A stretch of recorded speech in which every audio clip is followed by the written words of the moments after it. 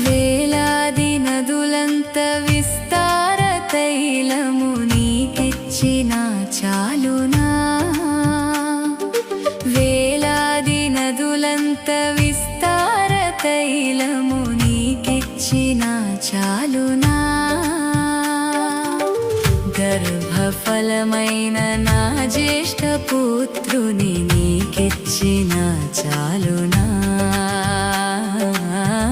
గర్భఫలమైన నా జ్యేష్ఠ పుత్రుని నీకిచ్చిన చాలునా